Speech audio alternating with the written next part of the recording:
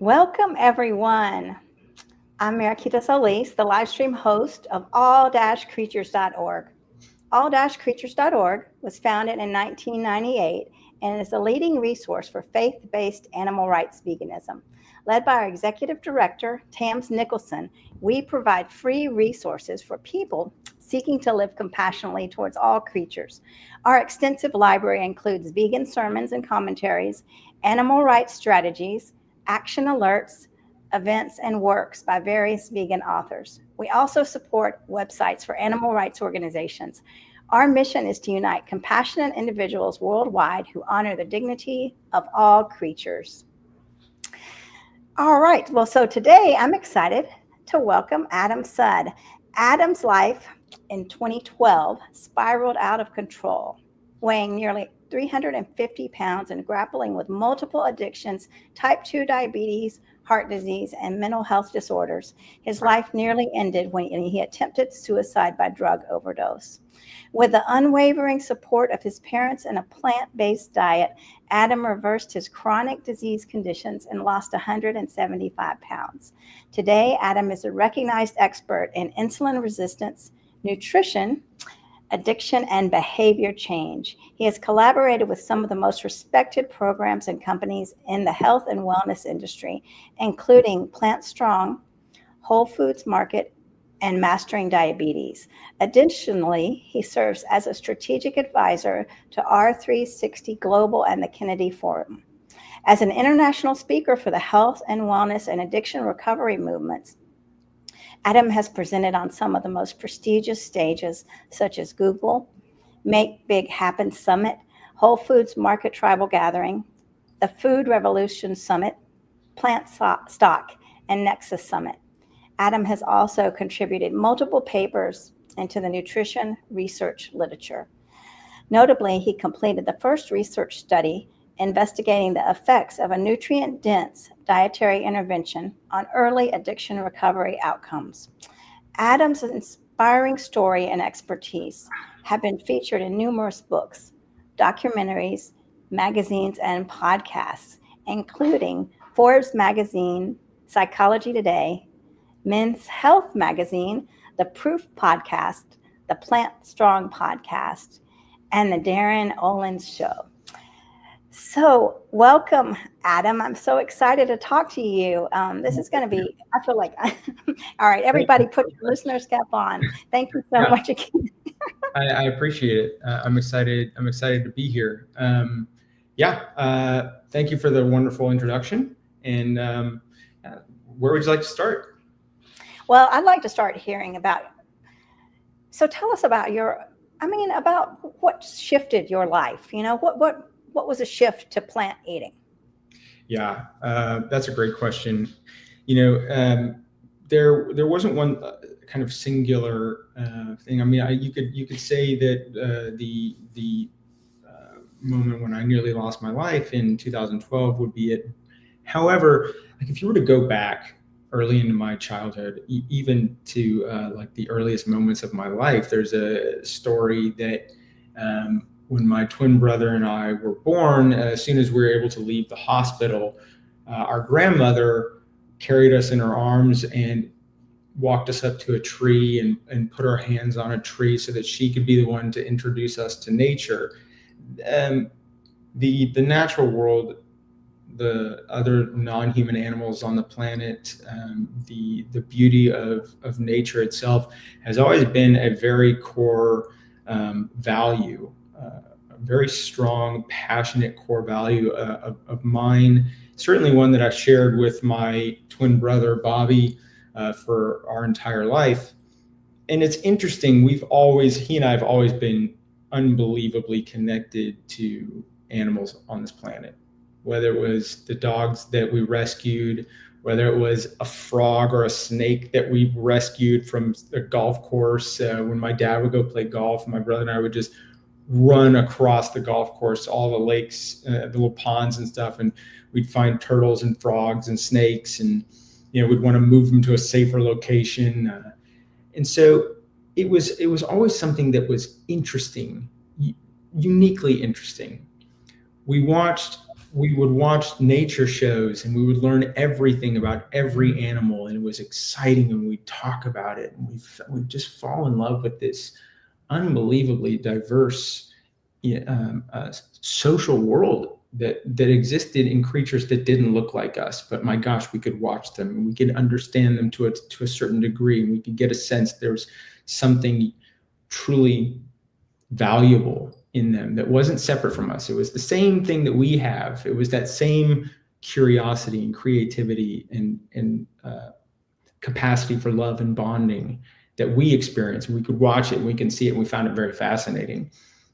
So there's always been this underlying energy of, I am so connected to the natural world. I am so a part of this thing, and I love all these animals on the planet. And also, we were raised in Texas. You know, we're Bobby and I are 6th or 7th generation Texans, and so we were raised in a Texas household. Lots of burgers and barbecue. And when you're 5, 6, 7, 8 years old, you're not looking at that as strange. You're not everything that you see, everything that you do, everyone that you know, everyone that you love looks like that behavior. And so that is what the world is. And it didn't become a passionate part of my life, actually becoming vegan, until after a year after I got sober. But there was all of these things that occurred early in my life. He's still around. My dad is still around, but my dad, when I was growing up, was a very hypercritical person. And I can remember being about 10 years old, maybe 11, somewhere in Texas. And the way that it worked in my neighborhood in Houston, Texas, in the early 90s was, you went outside in your bathing suit and you ran around the neighborhood. You went from one sprinkler in the front yard of a friend's house to a swimming pool at the next house to a slip and slide at the next house. And then you came in for lunch and you went out again and you did the same thing all day. And then you played basketball, you played baseball, whatever you were doing, it was outside and it was awesome. And I remember running into the house and being kind of stopped by my parents, and my dad criticizing me, asked me, like, why in the world do you have love handles? And I didn't know what that meant. I had never heard the term before. I certainly wasn't aware of what that was, but I could tell that he was ashamed of it. He didn't appreciate it. He didn't approve of it. And I remember having this experience of, just before that comment, I had a very loving relationship with myself, both physically and emotionally. It was a bond that I wanted to show up and be present for every single day. I was excited to be a part of that relationship between myself physically and emotionally. And all of a sudden, that comment had me pause and consider, hang on a second, am I allowed to love myself physically and emotionally? Are there conditions upon which I'm allowed to do that? Does my dad not love me physically and emotionally because I don't meet those standards? And if there's one set of standards that need to be met, are there others, and why do I not know what they are? It really scared me. And I became a very anxious person. And as a result of that, I became very hypervigilant. I was constantly being hyper aware of people. How are they responding to me? What were they saying to me? I was trying to find out, was there something about me that was not okay? And this ended up spilling out into what, class clown behavior, where I would act up all the time. I needed to be I didn't want to be looked at. I didn't want to be analyzed. And so I wanted to create something something else that people can analyze. Look at me, I'm a class clown. Look at me, I'm a troublemaker, whatever it is. So I got taken to a doctor, and I was diagnosed with ADHD. And this was a person of authority that my parents had taken to for the sole purpose of investigating me further and finding out if there's something wrong. And of course, that's what they found. Now, this isn't what the doctor said, but as like a 10, 11, 12-year-old kid, this is what it sounded like to me. Guess what? We found out something else about you that doesn't work, that is not okay. And in fact, You should not want to be like this. But don't worry, we have a solution for you. We're going to medicate you. We're going to put you on this medication. It's called Ritalin. And what that's going to do is it's going to encourage the behaviors that people approve of, and it's going to insult the behaviors that they don't approve of. It's going to make you the person you're supposed to be, and you're not that person right now. Oh my gosh, that really did a number on me. I lost so much self-esteem, so much resilience and self-compassion. And we moved from Houston to Austin right before I started high school. And I was very afraid of starting high school not knowing anyone, because I did not want to be bullied. I was an awkward freshman. I had that stage where I gained a good amount of weight. I hadn't had a growth spurt.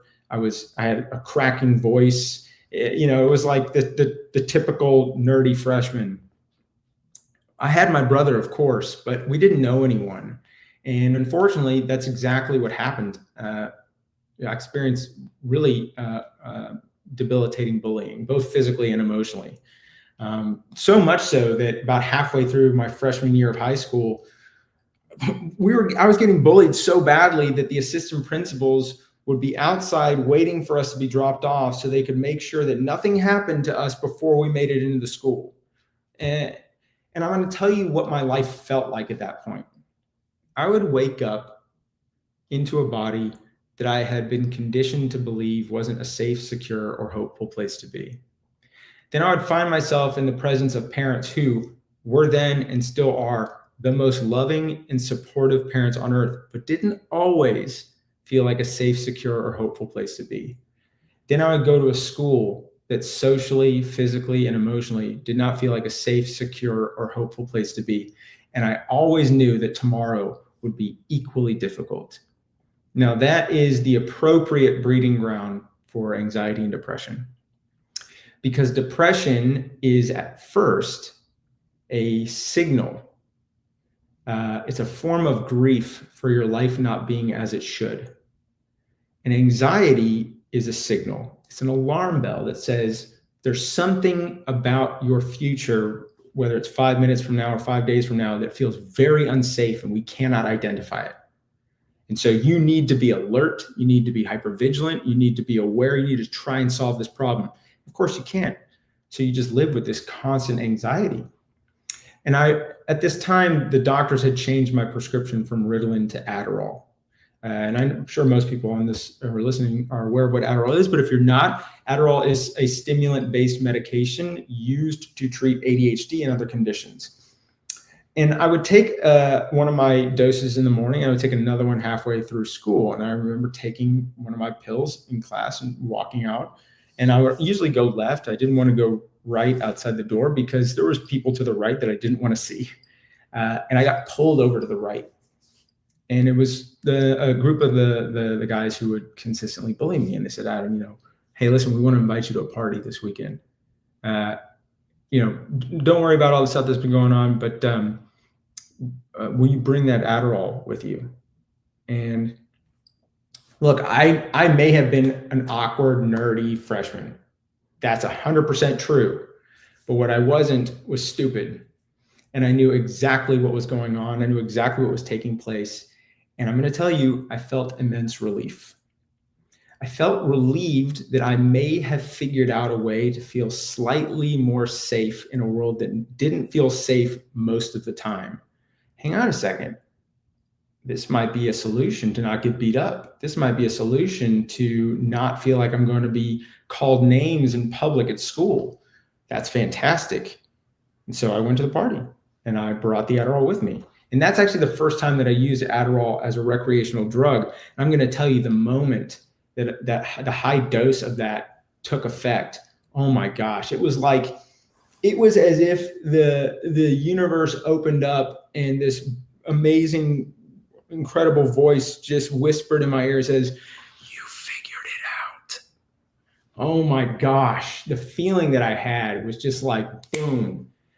Listen, I had zero confidence, and Adderall made me feel confident. It also gave me the opportunity to have people treat me as if they were my friend. I know it wasn't real friendship, but my goodness, it looked enough like it, and I didn't have any friends. So of course I grabbed a hold of that. Adderall allowed me to go at 110% all night long. Not only was I having fun at the party, but I made the party more fun. As I mentioned, I was slightly overweight. Adderall completely removed my hunger drive. So after 2, 3, 4 weeks of using slightly more than I was supposed to, I noticed I was losing weight. I also noticed that my study habits started to change a little bit. And I noticed that my dad was treating me differently. And here's why. Of course, my dad was not aware that I was abusing Adderall, but what he saw was his son starting to lose weight, stop complaining about going to school, not complaining about getting bullied anymore, starting to study differently. My dad was watching his son, and it looked to him like, hang on a second, my son's figuring this thing out. That's great. Way to go. Oh my God, I can't tell you how good that felt. And so I bonded with that use. And I really think that that's important because I want people to realize that addiction is not biology and psychology gone wrong. Addiction is an appropriate and predictable response to environments, socially, physically, that have gone terribly wrong. Addiction is misguided survival and self-care. That's what it is. That's what it is at its core. And that's what it looks like to the person who uses. And it worked. I lost weight. I made friends. I had girlfriends. I got a scholarship to college that I wanted to go to. And in college, things took a turn because I was needing more and more and more of it. I'm not special. I'm no different from anyone else. And the trajectory of addiction for me is going to be pretty much the same as it is for most people. And so by the time I was in college, it was all I could think about. Because you don't know what it felt like before I used. You don't know what my life was like before I had it. And you don't know what it felt like as soon as I started using, what a solution it was, how great it felt, what it did for me, how my life changed in every great way. So even though I know for whatever reason it doesn't work as well anymore and it's starting to work even less and less, I'm going to figure this thing out because I know this works. I just need more. I just need more, and I need everyone to leave me alone, and I need to focus completely on this. And so I ended up dropping out of school. I moved back to Texas. And within about a year of moving back to Texas, I fell into the life of being a criminal drug addict, where I was buying and selling drugs on the street. I was doctor shopping. It's where you have multiple doctors prescribing the same medications without them knowing about it. I was forging prescriptions. I was, stealing from people. I was treating my family like garbage. In fact, the only time I'd ever really see my parents was to blame them for all the things that were wrong in my life or to ask them for money. I also developed a secondary addiction to fast food because I would go through all the Adderall that I could get in about 2 weeks. And then I would need something to allow me to escape the experience of being present. And so fast food was super easy and it felt great.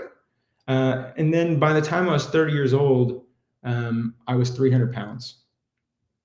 And it was this slight and subtle and imperceptible shift into that, where it's like one day I was a person who was using Adderall and doing well in life, and now I'm broke, I'm overweight, I'm class 3 obese, I have no friends, my family is always angry with me, I have all these conditions that are happening. I have these infected cuts on my legs that won't heal from scratching mosquito bites for reasons I don't understand. I'm urinating all the time. I'm thirsty all the time. I've got headaches, migraines constantly, and I couldn't figure it out. It just didn't make any sense. How could what was once the greatest solution in my life have become the most overwhelming problem I'd ever faced? I didn't get it. And, I don't talk about this lightly, but, on August 21st of 2012, my life was the worst it had ever been. I lived like a hoarder. I was 2 weeks away from being evicted from my apartment. I had no money. Every day that I was alive was the most painful day of my life. And I lived in full confidence that tomorrow would always be worse. And I was so afraid of telling people that. I was so afraid of going to my family and saying, I know you think I have a problem, but you don't know how bad it really is. And I was afraid that what if I was to tell you who I really am and you don't want me anymore? What if I was to show you who I truly am, what's really going on, and you hate me for it? You're disgusted. I can't tolerate experiencing that kind of psychological insult. I couldn't do it. And so I didn't have a plan. I didn't write a note or anything like that. But on August 21st of 2012, I had been up for 5 days straight on Adderall. At that time, I was doing about 450 to 1,000 milligrams a day. And I would do that for about 6 days straight. So this was 5 days without sleeping or eating. I'd certainly entered the beginning stages of a drug-induced psychosis. I was hallucinating constantly. And I remember taking a pill off the coffee table I had in front of me. And then I just remember it was like I wasn't even thinking. I certainly wasn't fully conscious. And I just kept taking more. And then the next thing I know, I started to feel funny. Now I've had kind of the minor overdose experience before, but this felt distinctly different. And I tried to stand up off the couch because I had that feeling like just stand up and shake it off kind of thing. And as I stood up off the couch, the entire right side of my body just fully cramped. It kind of felt like I got stabbed in the right side with a hot knife. And I started to buckle forward. I felt very, very nauseous. And all of a sudden, that feeling you get when you stand up and your blood pressure drops and you kind of get that tunnel vision. I saw that happening. My vision just fades more and more and more into black. And the next thing I know, I'm experiencing what I thought was the last moment of my life. And I'm going to tell you that the feeling that I had, and I don't mean the physical description that I just laid out for you. I mean the actual feeling that I had in that moment. I don't know what it feels like to die, but I do know what it feels like to believe that you're dying with a life full of regret. And I don't know if death is something you should be afraid of, but I know that is worth your fear.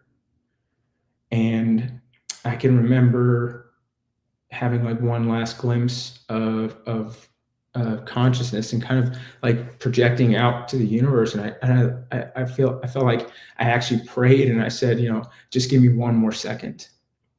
The next thing I know, I woke up on the floor of my apartment in a puddle of vomit, in a pile of fast food garbage. And I was overwhelmed, just absolutely overwhelmed by what had happened in a positive way. I felt immense relief. And I kind of thought that was a little strange because I honestly at that time thought my best course of action was to end my life. But the relief that I was experiencing, that could only be taking place if there was something about my life that I loved enough. Something about myself and my life that was still so meaningful, so important, so irreplaceable that I was relieved to still be here. Even though I knew this was going to be the most difficult day I've ever had, I was so glad to have it. And that's when I picked up the phone and I called my family and I asked for help. I checked into a rehab facility about 2 weeks later, where within 72 hours, I was diagnosed with advanced type 2 diabetes, high blood pressure, high cholesterol, erectile dysfunction, bipolar disorder, drug-induced bipolar disorder, suicidal depression, anxiety disorder, sleep disorder, and obsessive compulsive personality disorder. And they put me on a cabinet's worth of medication, and I'm sitting across the table from the doctor, and the doctor's rambling off all these things. Adam, you have heart disease. There's nothing you can do about it. It's genetic. Adam, you have diabetes. We're going to put you on the highest dose of oral medication, but you're likely going to be going on insulin soon. Nothing you can do about it. We're going to medicate you for it. You are class 3 obese. The stats on weight loss around this are not very good. So more than likely this is, you can do your best, but really I need you to focus on the medication. And Adam, listen, if you want your life to get better, you have to stop doing drugs. 2 things I didn't like about that. One, it really angered me that people were like, here's the plan, Adam. We need you to not use drugs. And then here I am thinking like, what do you mean, like ever? I didn't know how to not use till noon. Like the idea that they were going to just ask me to start that. The other thing that I didn't like about it was this doctor painted a future for me with certainty that was far more difficult and painful than anything I had imagined. Right? I didn't know I had heart disease and diabetes and all those things. I knew I wasn't well, but I didn't know that. I certainly didn't know it was as advanced as it was. I certainly hadn't considered that I might have a heart attack in 5 years or lose my eyesight or a limb. I hadn't considered any of those things as being part of my future. And he said, Adam, those things are a very real possibility for you. Well, if that's true and there's nothing I can do about it, what urgency now do I have to give up drugs or do anything? What's the point? That future is not anything that I'd like to be a part of. I'm not interested in caring for that future. And I came to this realization that if I really wanted to do this, if I wanted to do this well, I need to reverse engineer aliveness. I need to become the architect of a life that over the course of time would feel so safe, secure, and hopeful that use would be no longer necessary. I didn't know anything about anxiety or depression or addiction at that point, but I had been inspired by a very dear friend of mine named Rip Esselstyn to adopt a plant-based diet. When I met Rip, I didn't want to meet him. I didn't want to know what a plant-based diet was. I'd never heard of it before. My dad dragged me to meet this guy, and I kind of laughed him off. But I was like, look, here's the deal. He said that reversing these conditions is possible. He showed me how to do it.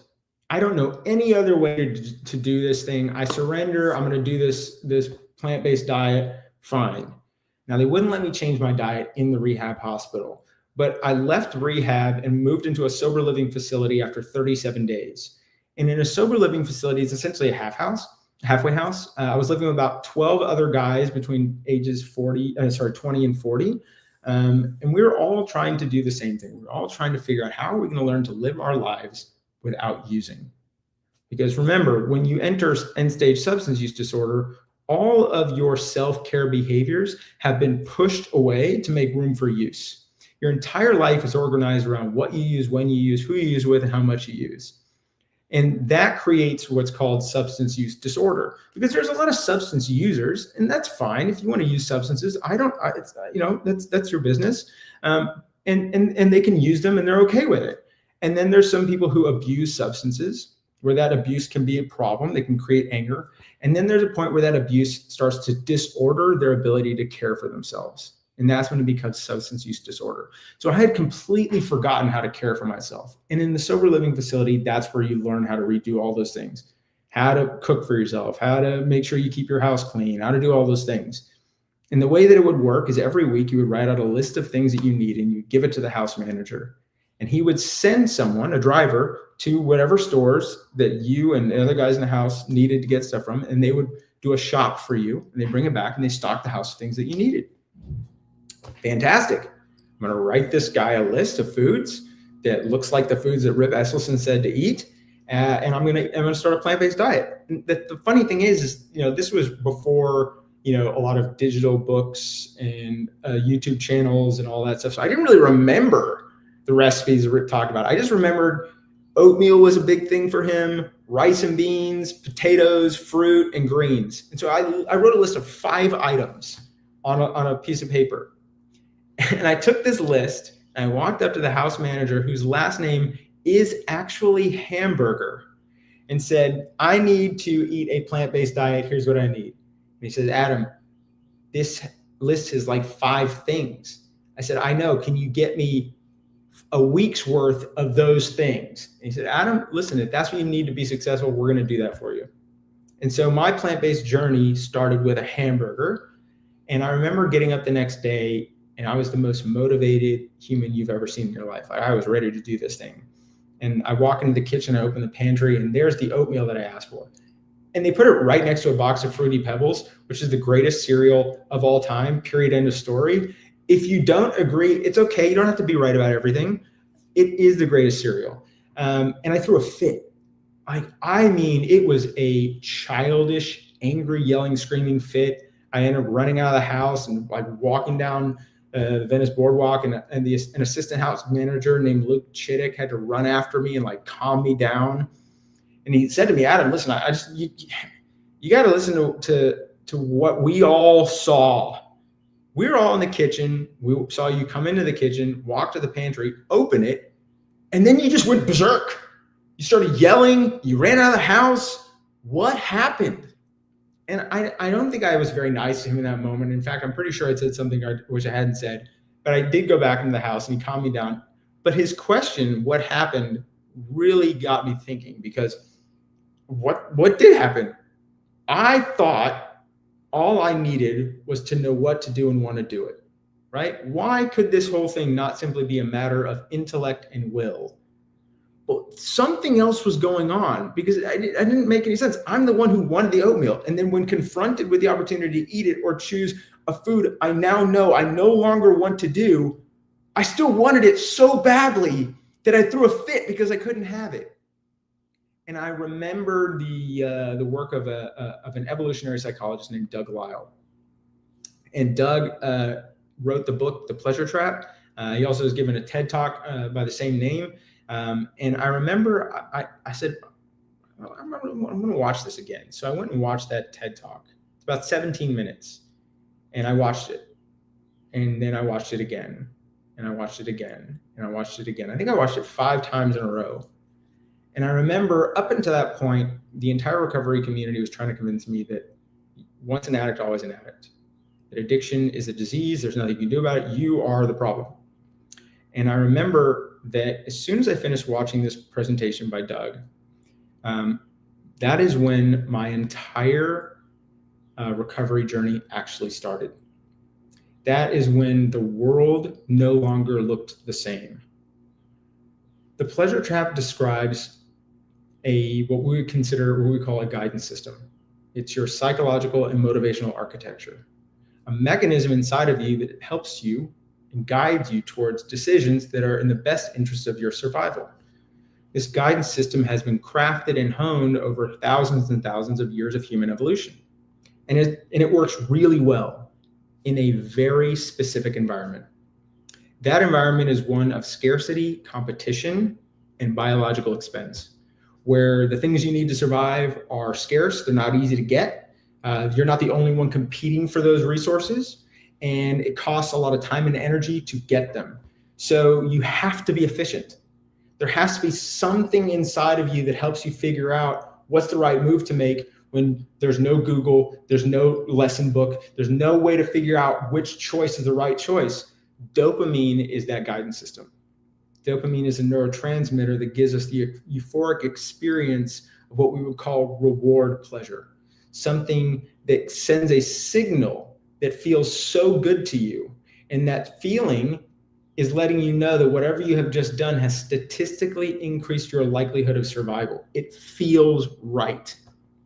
Well, when you start to mess with the natural environment, when you start to introduce what we would call supernormal stimuli, foods that have far more calories per bite than have ever existed in human history, and you create ease and access to those foods unlike anything ever in human history, what happens is as you continue to expose yourself to a dopamine response that goes way outside the bounds of what is appropriate to your psychology. Remember, you are supposed to experience pleasure in a range that is appropriate to your psychology, meaning it's just good enough that you want more when you need it, but it's not so pleasurable that you would risk your life for more of it, right? But as you expose yourself to these supernormal stimuli, your neurotransmitters, your dopamine receptors, defend themselves against that intense stimulus, and they dull their receptivity, so intense dopamine stimuli registers within the normal range.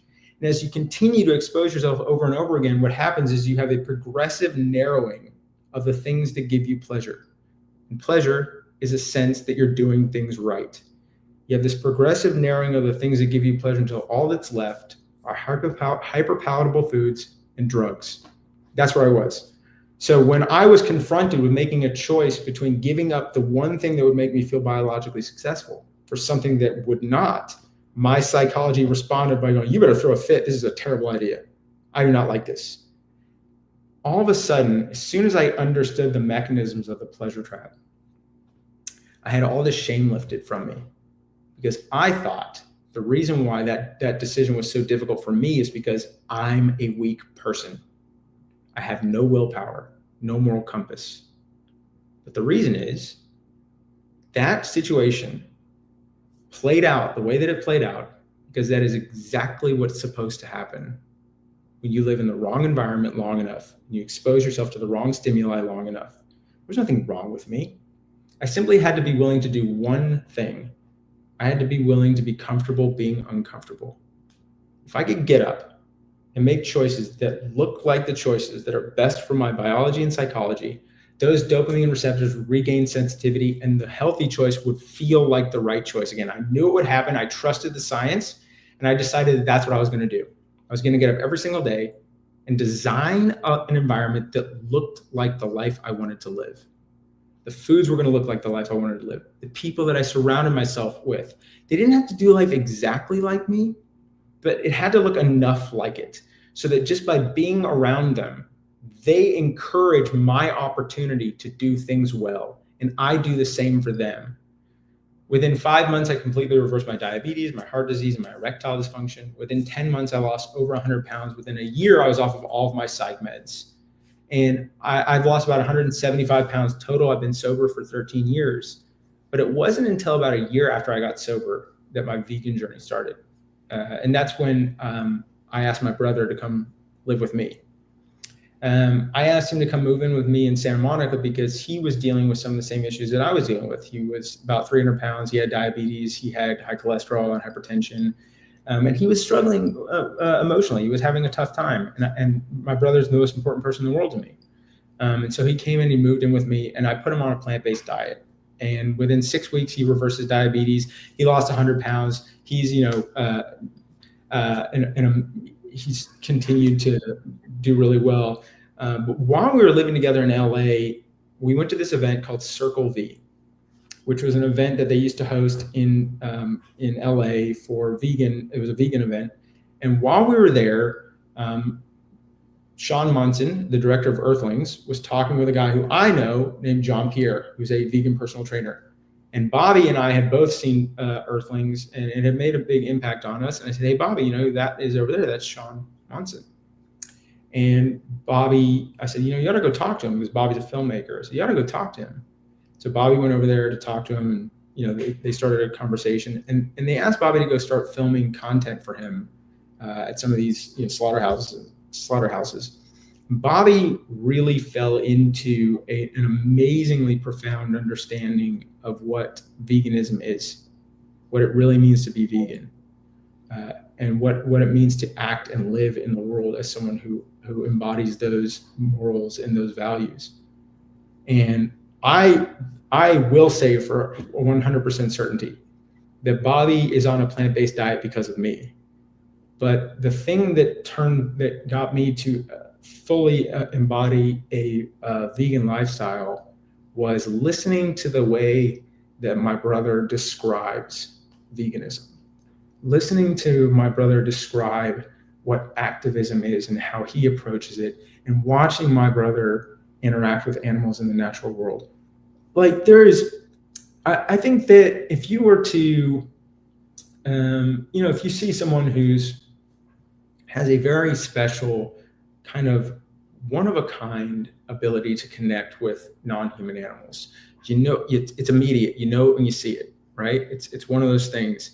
It's like watching David Attenborough or watching Steve Irwin, and Bobby has that. I don't have it. He does. And so Bobby that was his gift to me. Was I got him on a plant-based diet. He made me vegan.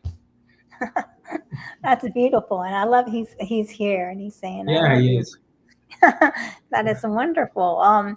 Y'all, please let us know where you're joining from. And I see some wonderful comments. Tams is here, our executive director, saying thank you for sharing this powerful story of your life. And we got Bruce Simpson who's saying, Adam, you're sharing an incredible story. I relate to everything you were saying. I think most of us can relate, right, Bruce? I have been there. Keep telling your truth. You are no doubt helping many. Thank you. That is beautiful. Let us know if you have any questions. Yeah, this is amazing because we get trapped in these cycles. And so, one thing I do also is work with women and these shame-based meanings, right? Yeah, And because I can't stay away from the chocolate cake, I'm a bad person, right. Yeah, and not being able to differentiate between our behaviors and piling on what they are about who they are, how that represents me in my life when it has nothing to do with that. And the fact that we are in this environment that is, I mean, these foods that are beyond stimulating. I mean, just off the top. yeah. It's interesting because human beings, we have a really profound need to make things mean something. We are creatures of meaning. That's good and bad, because what we'll do is whenever something happens, there's what happens, and then there's what we make it mean. Mm. So, for example, I consult with a lot of people in the addiction recovery community and in the health community, people who are, struggling with serious chronic diseases and needing to reverse them, change their behaviors, and change their life. And they'll say that same story you just mentioned, which is, well, I just can't stop eating it. There's something wrong with me. It's like, well, no, hang on a second. You've had trouble staying on a plan that you have designed. Stop, period, end story. There's no meaning beyond that. You're making it mean something about who you are in order to try to explain what you can't explain. You're going, well, I don't get it. I've looked outside the world and there's examples of people who have done the thing I'm trying to do, and they're doing it and it looks easy to them. And I've tried 6, 7, 8 times and I keep failing. How can it not be me that's the problem? That's what they'll do. And that they'll own that identity and it will carry through. Instead of saying, hang on a second, this thing is not as easy as I thought it was. Clearly, the system that I'm running is just not effective. This is not supporting my success with ease and repeatability. Why? That's really where the curiosity starts to happen, where you start to investigate your environment, you start to investigate your systems and your behaviors that encourage the life you want. I always tell people, most people try to outcompete their current environment. They try to use as much grit, determination, and willpower in order to outcompete their environment so they can be successful. And that'll work for like 3 weeks, typically. A far more successful strategy is to, instead of trying to outcompete your environment in order to be successful with your goals, make your environment look like your goals.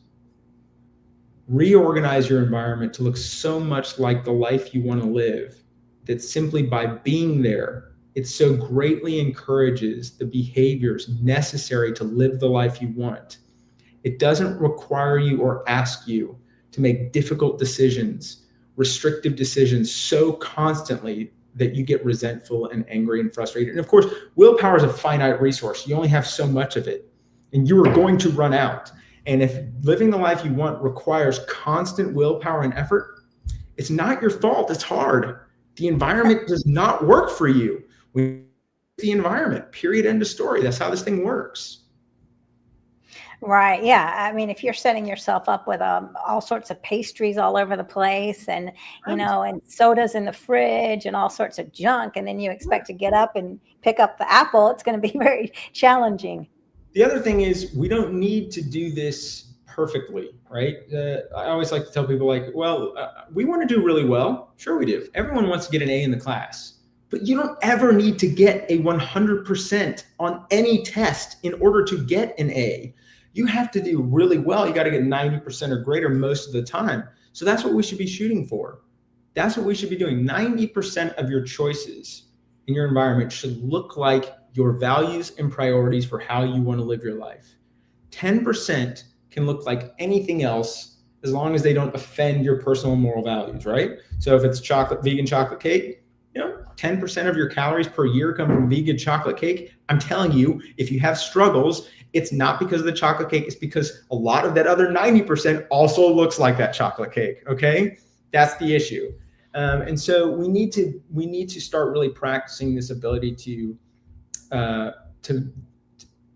allow ourselves to do well and celebrate doing well without it needing to look like perfection, right? I think that unfortunately, There's two areas of lifestyle change where we have a belief that anything less than perfect is a failure. That unfortunately happens to be in drug addiction recovery and in diet change, where it's like, if I keep any of my old behaviors, well, then I'm still that old self. It's like, well, no, hang on a second. You can make significant change. You could change 90% of the way that you move through the world, and that will influence your life greatly. Oh my goodness, that's fantastic. Yes, I mean, I love that you're saying that. I mean, let go of the perfection, and also, I remember you also saying that, like, not try to change your whole life at once.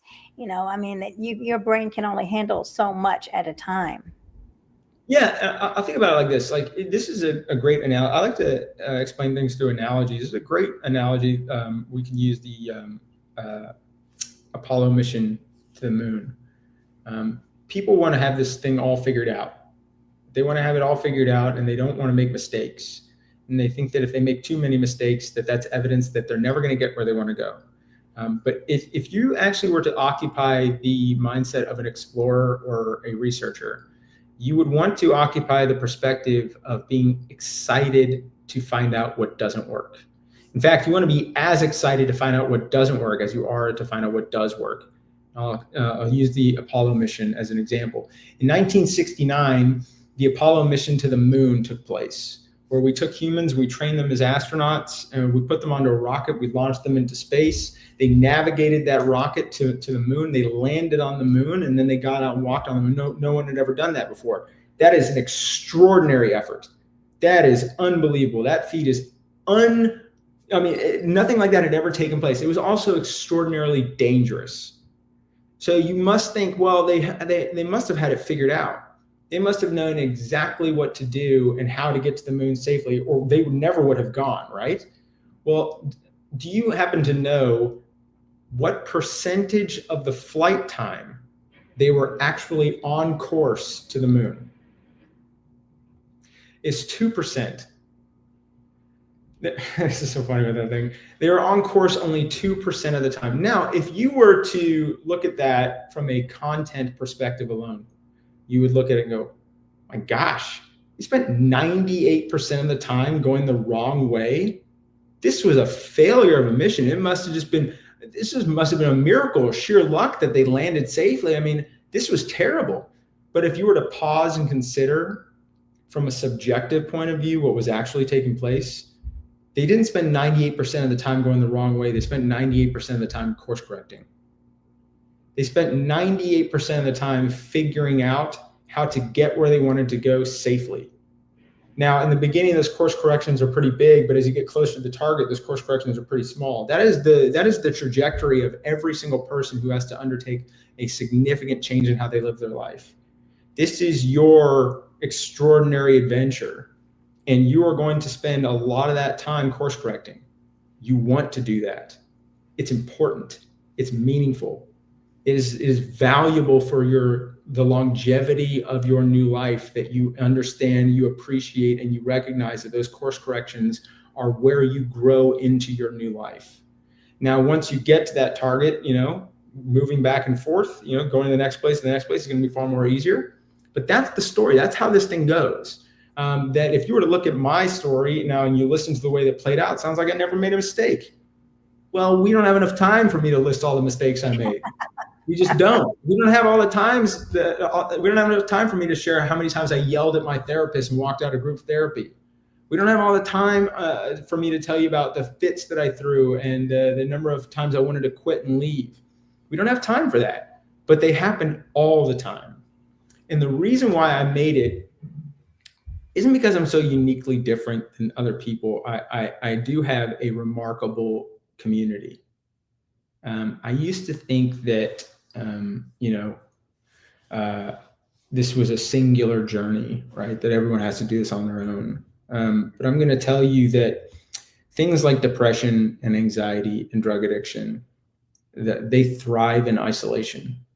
In fact, they require it. But they get their asses kicked by community. And I have the best community in the world. I have the greatest friends on earth. I have the greatest family in the world. My twin brother who's watching right now is one of those people where when things didn't go well and I would fall down, someone was there to pick me up. Someone was there to say, hey, listen, we got you. Let's just get through this day together, right? You want to talk about profound change. People like to look at my before and after photo and they think that that's representative of profound change. It's great. It gets a lot of likes. That's fine. But that's not profound change. Profound change is waking up into a life that feels safe, secure, and hopeful. It's having a relationship with yourself, both physically and emotionally, that you want to show up and be present for every single day. It's having a community of shared respect that you can share a purpose and be present for every single day. It's a loving and meaningful bond with the natural world that you want to show up and be present for every single day. And it's a loving and meaningful bond with a future that feels safe, you want to work for, and you want to show up and be present for working for it every single day. When you have that many things that you want to show up and be present for, those truly meaningful and irreplaceable things that you want to show up and be present for, presence requires sobriety. So the singular act of abstinence, the singular pursuit of abstinence is not the goal in recovery. The goal of addiction recovery is to build a life that feels so much like the life you want to live that use is no longer necessary. Addiction is not a failure of biology and psychology. It's not your psychology gone wrong. It is the appropriate response to environments gone terribly wrong. Physical environments, social environments, emotional environments, everything you can think of. When enough of those things get messed with, too much of your survival instincts get misguided. And the appropriate response is, how do I survive? How do I get through this? Well, one way to survive unbelievable difficulty is to pacify the experience of difficulty. There's a great quote by Russell Brand. He says that the priority of every addict is to ease the passage of time through some sort of purchased relief. And I really do appreciate that quote because it really lends itself to revealing what is actually taking place. These people who are struggling with addiction, they are not criminals. They are humans in pain. People who have depression, they are not sick. They are humans in pain. And people who are dealing with suicidality, they are not crazy. They are humans in pain. And maybe if we didn't try so desperately to define everybody by what they struggle with, perhaps it would be easier for us to listen to their needs, and then we would see that their needs make complete sense. They make complete sense. Their pain makes complete sense. The goal is not to tell them that they're sick or diseased, or they're once this, always that. If there's one sentence I could get rid of in the human language, is once an addict, always an addict. The goal is to help encourage them to figure out how they're going to build a life that looks enough like a life they want to be a part of. If you do that, you can surely reduce the amount of use or reduce the amount of, you're never going to get rid of, depression is an important signal. Anxiety is an important signal. It's not to never have those things, but it's not to have them so loud that they disorder your ability to care for yourself. Wow. Yes, I know. I felt like crying during some of that. That was so powerful, Adam.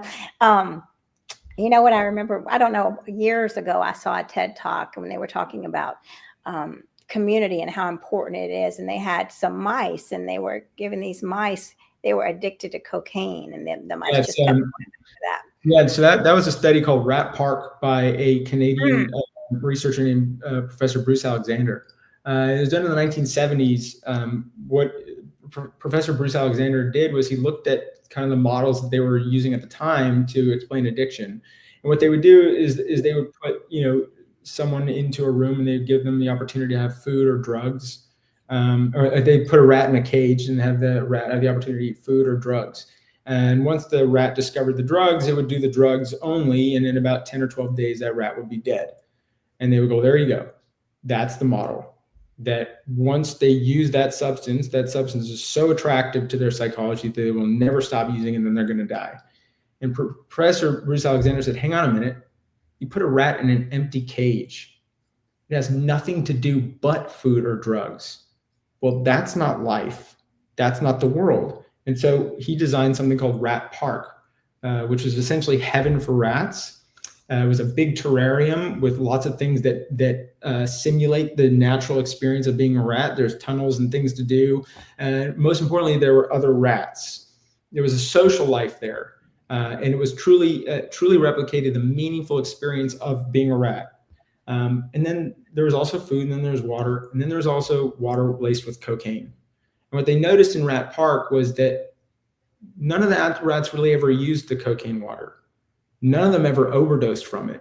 None of them seemed to really be addicted to it. So the question then became that he put forth was, is addiction really a response to chemical hooks? Is it an adaptation to the chemical hooks in the substance, or is it an adaptation to your cage? Is it more about the environment that you find yourself in and some sort of need to feel biologically successful in an environment where you can't? Or is it the chemical hooks? Well, it doesn't seem to really be primarily the chemical hooks. You can't deny them; they're there. But certainly, you can look at these models. They replicated something similar to that in humans in something called the Portugal experiment, where in Portugal they decriminalized every substance from cannabis to crack. Now, decriminalizing is not the same thing as legalizing. And what they did was they took all the money that they were using to criminalize people for using. And they used that funds to create programs where people could come and they could use safely. And they could also, if they wanted to get off of substances, they could help support them to go into recovery. And this was the important thing. After they got out of recovery, what they would do is, like, say you were a mechanic, they would find a job for you at some kind of place where you could use that skill. So an auto body shop or whatever.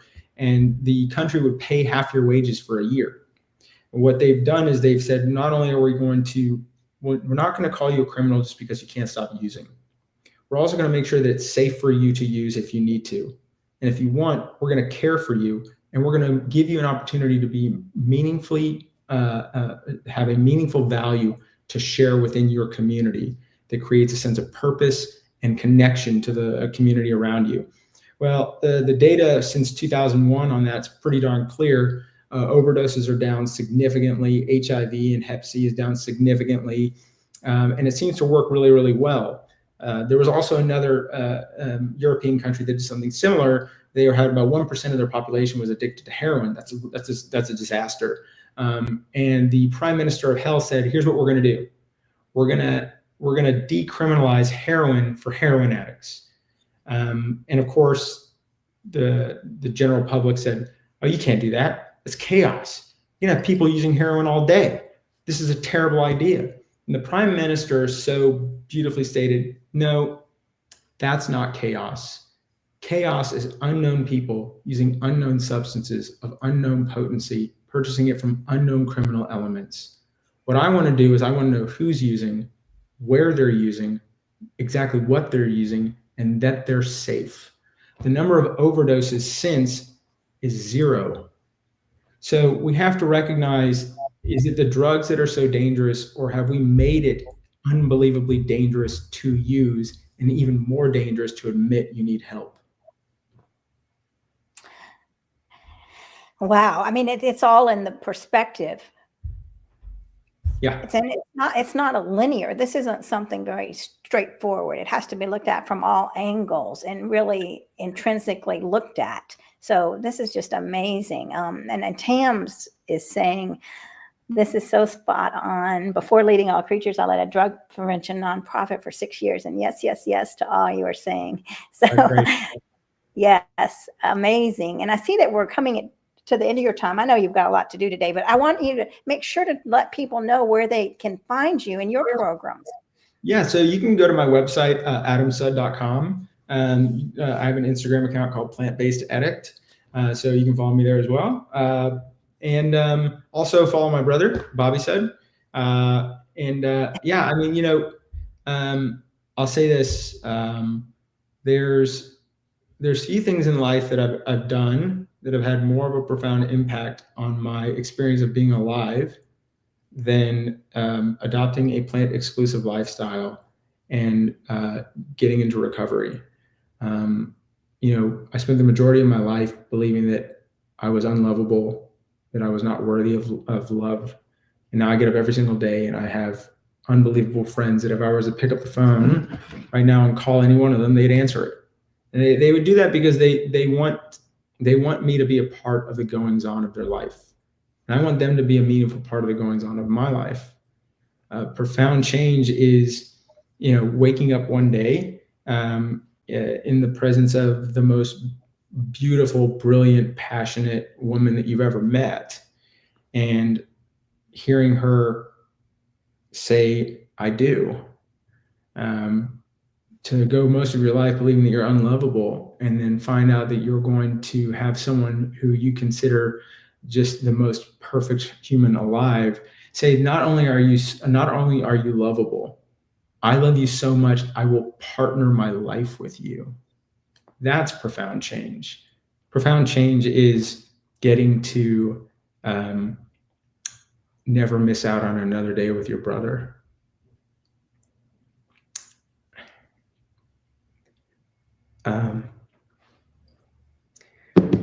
For people who are out there that are struggling, I believe you.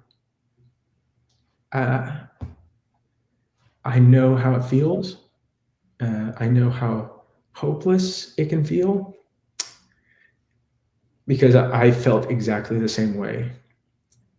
And every person who's ever made it to the other side of this on day one said, I don't believe you. I don't believe that that's possible. If you know someone who's struggling, you don't need to know what to say to them. You don't need to know what to do. More than answers to their struggles, they just want to be reminded that they've not been forgotten by the people who matter the most to them. Just call them and say, I love you. Say, I love you, whether you're using or you're not. I love you, whatever state you're in. And if you need me, I will sit with you, because I don't want you to be alone or feel alone. And for those people who are struggling themselves, I'm going to tell you, whatever happens to you as a result of telling the truth is the best thing that could possibly happen to you, regardless of how it looks to you right now. Believe me, if your life isn't as it should, try telling the truth. Radical honesty. Share openly with somebody. It doesn't have to be a family member. It can be a support line. Call someone and say the truth, the thing that you know that you've been scared to say, that you need help, X, Y, and Z, whatever it is. Just get it out of you. Verbally say it. Let yourself hear it. You will still be alive after you've said those things to someone for the first time. Trust me. Wow. Well, that is so beautiful. I can see that your heart is totally in this. You and Bobby are just some of the kindest, hardest people that I've ever met in my life. I'm so honored, y'all. And thank you so much for coming. And I want to everyone else thank you, and make sure to visit us at www.all-creatures.org and help support this program and others by making a one-time or recurring donation of any amount. We're so grateful for you, Adam, and Ellen, who's joined us, and Bobby, of course. I'm a big fan of Bobby's, Bruce, and everyone else watching. I know Dina is going to be watching us. You've got a lot of fans, both of you guys have got a lot of fans all over the world, and I am just so honored to have met y'all. And wow, I'm going to really be letting this story soak into every cell of my body for the rest of the day. And I'm so touched by your wisdom and your heartfelt, profound caring for our people on this planet and for animals. Thank you so much. Appreciate it. Well, thank you all for watching, and I hope you all have a beautiful rest of your day. Bye-bye, everybody.